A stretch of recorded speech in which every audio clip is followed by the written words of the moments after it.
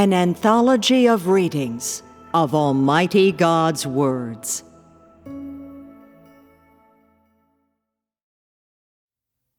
A very serious problem. Betrayal. 2.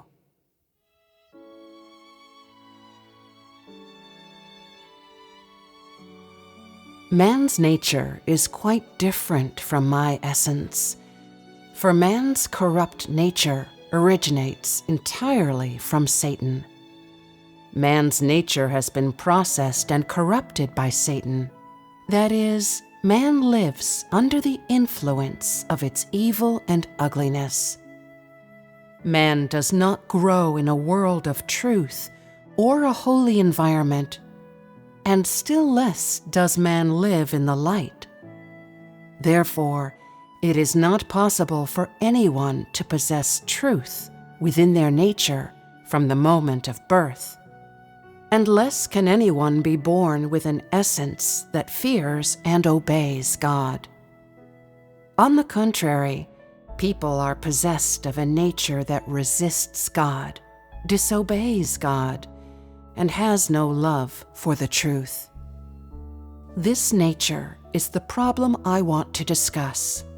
Betrayal.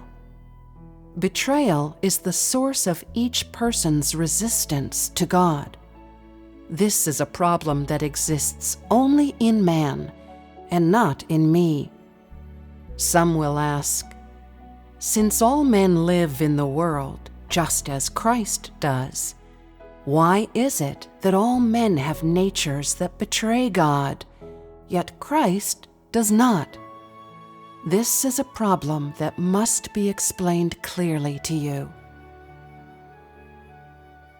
The basis of mankind's existence is repeated reincarnation of the soul. In other words, every person gains a human life in the flesh when their soul is reincarnated. After a person's body is born, its life continues until the flesh ultimately reaches its limits, which is the final moment when the soul leaves its shell. This process repeats again and again, with a person's soul coming and going time after time, and thus the existence of mankind is maintained. The life of flesh is also the life of man's soul, and man's soul supports the existence of man's flesh. That is to say, each person's life comes from their soul, and life is not inherent to the flesh. Thus, man's nature comes from the soul, not from the flesh. Only the soul of each person knows how they have experienced Satan's temptations, affliction, and corruption. These things are unknowable to the flesh of man.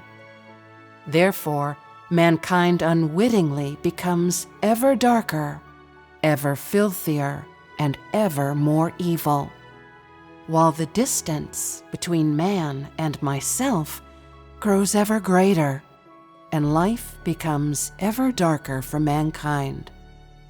Satan holds the souls of mankind in its grasp, and so, of course, has man's flesh been occupied by Satan. How could such flesh and such a mankind not resist God? How could they be innately compatible with him? The reason I cast Satan down into midair is because it betrayed me. How could humans, then, be free of their involvement? This is why betrayal is human nature. I trust that once you understand this reasoning, you should also have belief in the essence of Christ. The flesh worn by the Spirit of God is God's own flesh. The Spirit of God is supreme. He is almighty, holy, and righteous. Likewise, his flesh is also supreme, almighty, holy, and righteous. Such a flesh can only do that which is righteous and beneficial to mankind, that which is holy, glorious, and mighty. He is incapable of doing anything that violates the truth, that violates morality and justice, and much less is he capable of anything that would betray God's Spirit. The Spirit of God is holy, and thus his flesh is incorruptible by Satan. His flesh is of a different essence than the flesh of man. For it is man, not God, who is corrupted by Satan. Satan could not possibly corrupt the flesh of God. Thus, despite the fact that man and Christ dwell within the same space, it is only man who is possessed, used, and entrapped by Satan. By contrast, Christ is eternally impervious to Satan's corruption, because Satan will never be capable of ascending to the highest place, and will never be able to draw near to God. Today, you should all understand that it is only mankind, corrupted as it is by Satan, that betrays me. Betrayal will never be an issue that involves Christ in the least. All souls corrupted by Satan are held thrall in Satan's domain. Only those who believe in Christ have been made separate, saved from Satan's camp, and brought into today's kingdom. These people no longer live under Satan's influence. Even so, man's nature is still rooted in man's flesh, which is to say that even though your souls have been saved, your nature is still as it was before, and the chance that you will betray me remains 100%. This is why my work lasts so long, as your nature is intractable. Now, you are all undergoing hardships to the best of your ability as you fulfill your duties, yet each of you is capable of betraying me and returning to Satan's domain, to its camp, and going back to your old lives. This is an undeniable fact. At that time, it will not be possible for you to present a shred of humanity or human likeness as you do now. In serious cases, you will be destroyed, and more than that, doomed eternally, punished severely, never to be reincarnated again. This is the problem laid before you. I am reminding you in this way, firstly, so that my work will not have been in vain, and secondly, so that you may all live in days of light. In truth, whether my work is in vain is not the crucial problem. What is crucial is that you are able to have happy lives and a wonderful future. My work is the work of saving people's souls. If your soul falls into Satan's hands, your body will not live in peace. If I am protecting your body, your soul will also surely be under my care. If I really loathe you, your body and soul will fall at once into Satan's hands. Can you imagine your situation then? If one day my words are lost on you, then I shall either hand you all over to Satan, which will subject you to excruciating torture until my anger has completely dissipated, or I shall personally punish you irredeemable humans, for your hearts that betray me will have never changed. You should all now look into yourselves as quickly as you can to see how much betrayal of me remains within you. I am impatiently awaiting your response. Do not be perfunctory in dealing with me. I never play games with people. If I say I will do something, then I will certainly do it. I hope each of you will be someone who takes my words seriously and not think as if they were science fiction. What I want is concrete action from you, not your imaginings. Next, you must answer my questions, which are as follows. 1. If you are truly a service doer, can you render service to me loyally, without any element of laxness or negativity? 2. If you discover I have never appreciated you, will you still be able to stay and render lifelong service to me? 3. If I am still very cold to you despite you having expended much effort, will you be able to continue working for me in obscurity? 4.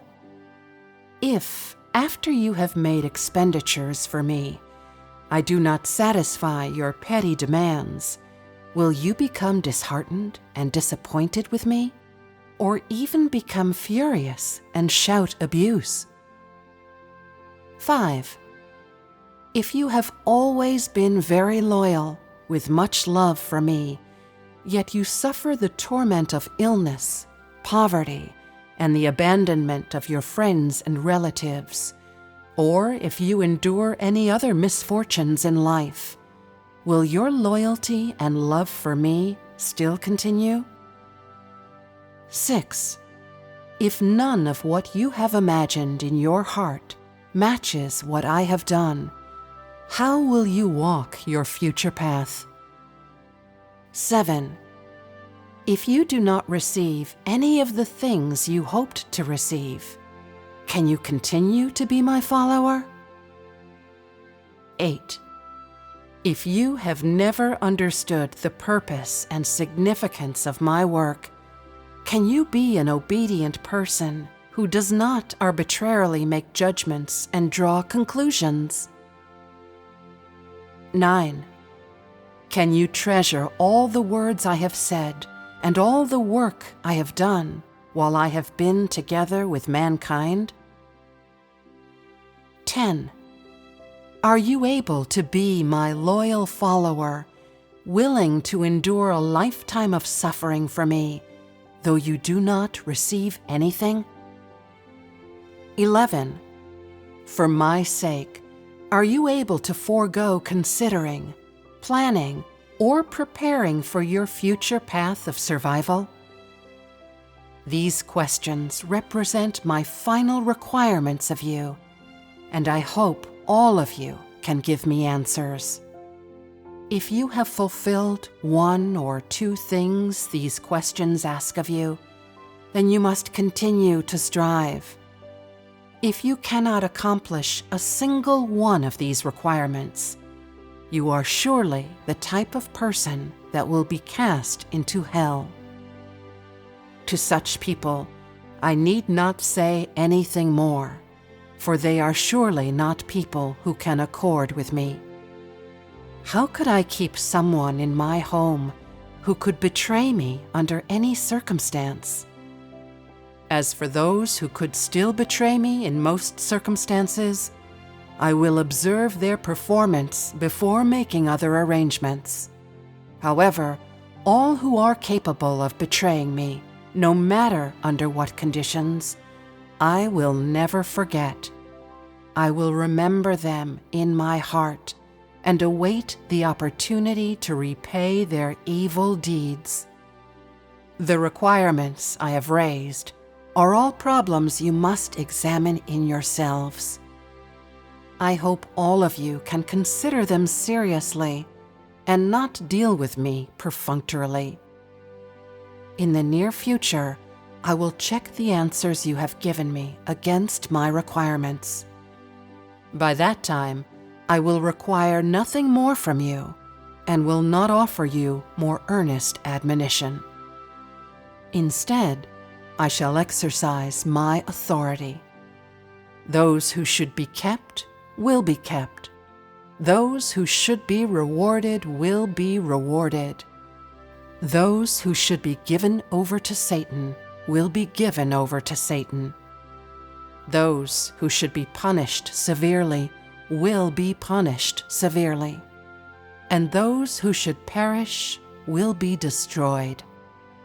Thus, there will no longer be anyone to disturb me in my days. Do you believe my words? Do you believe in retribution? Do you believe that I will punish all those evil ones who deceive and betray me? Do you hope for that day to come sooner, or for it to come later? Are you someone who is terrified of punishment, or someone who would resist me, though they must endure punishment? When that day arrives, can you imagine whether you will live amidst cheers and laughter, or if you will weep and gnash your teeth? What kind of end do you hope to meet? Have you ever seriously considered whether you believe in me 100% or doubt me 100%? Have you ever carefully considered what kind of consequences and outcomes your actions and behavior will bring upon you? Do you truly hope all my words will be fulfilled in turn, or are you terrified my words will be fulfilled in turn? If you hope that I depart soon in order to fulfill my words, how should you treat your own words and actions? If you do not hope for my departure, and do not hope for all my words to be fulfilled immediately, why do you believe in me at all? Do you truly know why you are following me? If your reason is merely to broaden your horizons, there is no need for you to trouble yourself so. If it is to be blessed and evade the coming disaster, why are you not concerned about your own conduct? Why do you not ask yourself whether you can satisfy my requirements? Why do you not also ask yourself whether you are qualified to receive the blessings to come?